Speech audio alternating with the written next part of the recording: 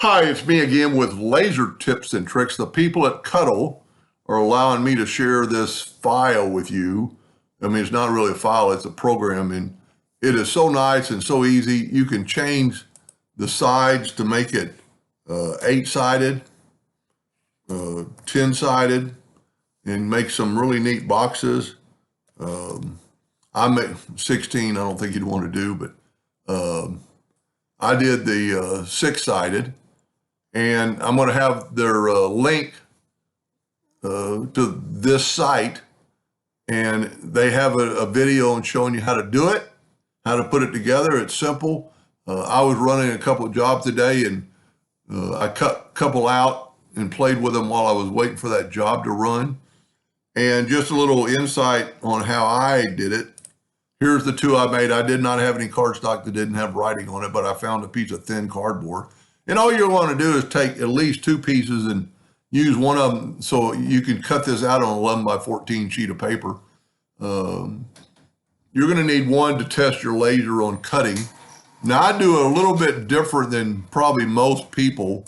This is probably color mapped, and I'm going to show you how I did it. I moved the cut lines off the page. Of course, let me move this off the page. All I did was draw a line, and then I tested it in my laser at really fast speed and really low power, because on the blue marks you just want to mark it or really kind of cut the paper in half basically so it'll fold easily, and then do that a couple of times, then test what it's going to take to cut.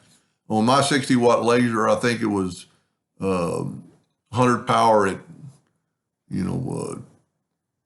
70 speed. I can't remember out in the shop, but it's so easy. It's kind of fun. It's neat to use your laser for something other than just time consuming stuff. I guarantee. So what I did, just to get back to this, I took the blue and I had the setting. I cut the blue out. So it didn't cut it out. It just marked it. This took like 13 seconds. Then I brought the red in and I cut it all out, through the cardboard or through the cardstock, and it just pops right out. And then you got these dents. And of course, with their video, they show how to fold it.